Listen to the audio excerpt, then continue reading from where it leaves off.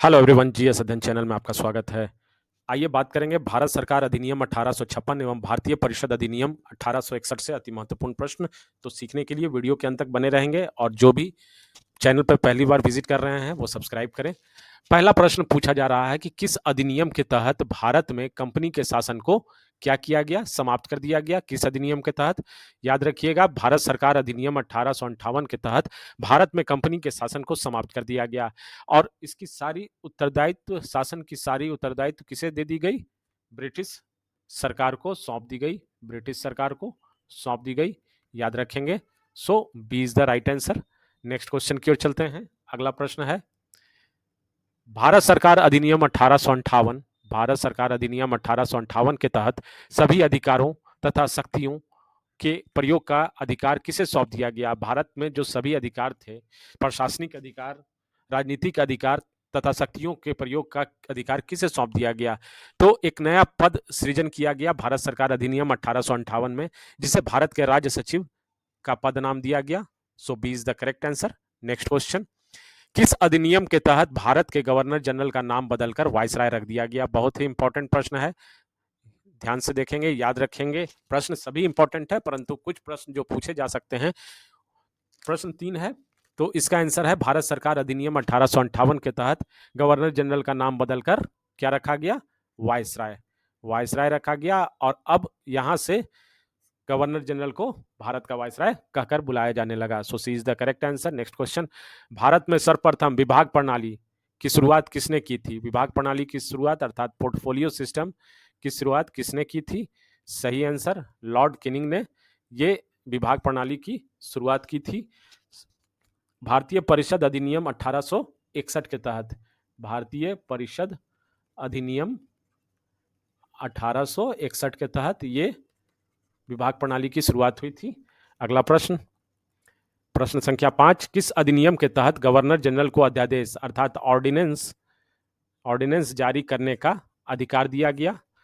ये याद रखेंगे, ये भारत परिषद अधिनियम 1861 के तहत ये अधिकार ऑर्डिनेंस जारी करने का अधिकार दिया गया, जो 6 माह तक एग्जिस्टेंस में रहता था और गवर्नर जनरल को इसको अध्यादेश जारी करने का वजह जो है उसको उल्लेख करना पड़ता था, कारण बताना पड़ता था, कारण का उल्लेख करना पड़ता था। तो ऑर्डिनेंस भारतीय परिषद अधिनियम 1861 के तहत अध्यादेश जारी करने का जो अधिकार गवर्नर जनरल को मिला था। नेक्स्ट क्वेश्चन है कि लॉर्ड कैनिंग ने कितने भारतीयों को विधान परिषद में मनोनीत किया था? तो विधान परिषद में 3 सदस्यों को मनोनीत किया था भारतीय को। कौन कौन थे? तो एक बनारस के राजा थे, राजा, दूसरा पटियाला के महाराजा और तीसरा जो नाम था वो सर दिनकर राव को विधान परिषद में मनोनीत किया गया था। किसके तरफ से? लॉर्ड कैनिंग को। तो 3 सदस्य। नेक्स्ट क्वेश्चन, किस अधिनियम के तहत गवर्नर जनरल को विदेश में रहने वाले भारतीयों के संबंध में कानून बनाने का अधिकार दिया गया? तो 1869 का जो अधिनियम था उसमें जो आज के दौर पे जिसे एनआरआई कहते हैं, नॉन रेसिडेंट इंडियन, उसी तरह उस समय जो विदेश में रहने वाले भारतीय थे उसके संबंध में कानून बनाने का अधिकार किसे? गवर्नर जनरल को दिया गया था। किस अधिनियम के तहत? 1869 के अधिनियम के तहत।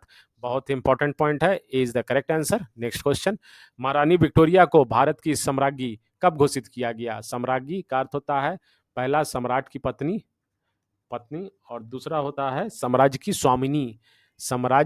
स्वामिनी। बहुत से छात्र ये जानते नहीं है, सिर्फ याद कर लेते हैं कि सम्राज्ञी, बस सम्राज्ञी का अर्थ ये दोनों होता है। तो कब घोषित किया गया? देखिए, एक अनौपचारिक घोषणा हुई थी, अनौपचारिक घोषणा की गई थी और एक औपचारिक घोषणा की गई थी। दोनों का अंतर समझेंगे, ध्यान देंगे प्रश्न पे। तो अनऑफिशियली और ऑफिशियली, तो ऑफिशियली 28 अप्रैल 1876 को महारानी विक्टोरिया को भारत की सम्राज्ञी घोषित किया गया था। नेक्स्ट क्वेश्चन, भारतीय परिषद के भारतीय सदस्यों को किस अधिनियम के तहत वार्षिक बजट पर बहस और सरकार से प्रश्न पूछने का अधिकार दिया गया? तो परिषद के भारतीय सदस्यों का प्रश्न देखिएगा, भारतीय सदस्यों का स्पेशली इस पे नाम दिया गया है कि किस अधिनियम के तहत जो वार्षिक बजट पेश होता था ब्रिटिश संसद में, उस पर बहस और सरकार से प्रश्न पूछने का अधिकार दिया गया था। तो सही जवाब है ए, 1892 के अधिनियम के तहत प्रश्न और बहस करने का अधिकार तो दिया गया था, परंतु मतदान का अधिकार मतदान का अधिकार नहीं दिया गया था। क्लियर है? नहीं दिया गया था, याद कर लेंगे अच्छे से। So A is the correct answer. Next question, East India Company को औपचारिक रूप से कब भंग कर दिया गया? ईस्ट इंडिया कंपनी को औपचारिक रूप से 1 जनवरी 1874 को भंग कर दिया गया। जो 1873 का अधिनियम था, 1873 का अधिनियम के तहत प्रावधान किया गया था कि किसी भी समय ईस्ट इंडिया कंपनी को बंद कर देना है या भंग कर देना है, तो उसी के नियम को, प्रावधान को फॉलो करते हुए 1 जनवरी 1874 को क्या किया गया? 1 जनवरी 1874 को ईस्ट इंडिया कंपनी को औपचारिक रूप से भंग कर दिया गया। लास्ट क्वेश्चन, भारत राज्य सचिव के कार्यों में सहयोग करने के लिए, भारत राज्य सचिव जिसमें सभी अधिकारों और शक्तियों को समाहित किया गया था, भारत राज्य सचिव के सभी अधिकारों को जो समाहित किया गया था, उस उनके कार्यों के, राज्य सचिव के कार्यों में जो सहयोग करने के लिए किसकी स्थापना की गई थी? तो भारतीय परिषद या भारत परिषद की स्थापना की गई थी, और इसमें सदस्यों की संख्या 15 सदस्य थे। कितने? 15 सदस्य। और याद रखेंगे, और डिटेल में अगर याद रखना चाहते हैं तो ये याद रखेंगे कि सिर्फ परामर्श दात्री के रूप में, बस एडवाइजरी के रूप में इसको रखा गया था। ठीक है, जिसको बाद में भारतीय परिषद अधिनियम 1861 के तहत विधायी संस्था बनाया गया। कौन सा नियम? 1861 भारतीय परिषद अधिनियम के तहत विधायी संस्था, लेकिन बाद में बनाया गया, लीगल इंस्टीट्यूशन बनाई गई थी। शुरुआती में ये परामर्शदात्री थे। भारतीय परिषद अधिनियम 1861 के तहत इसे फिर लीगल इंस्टीट्यूशन दिया गया, जो भारत में कानून बनाने का इसे पावर दिया गया था। So A is the correct answer. Video को अगर आप सीखे होंगे तो लाइक, शेयर और सब्सक्राइब एक छोटा सा योगदान जरूर करेंगे। मेरी कोशिश रहेगी कि इसी तरह से वीडियो आप लोगों के लिए जो जानकारी से पूर्ण रहे, देखते रहें। तो टॉपिक वाइज स्टडी के लिए सब्सक्राइब करें। धन्यवाद। थैंक्स।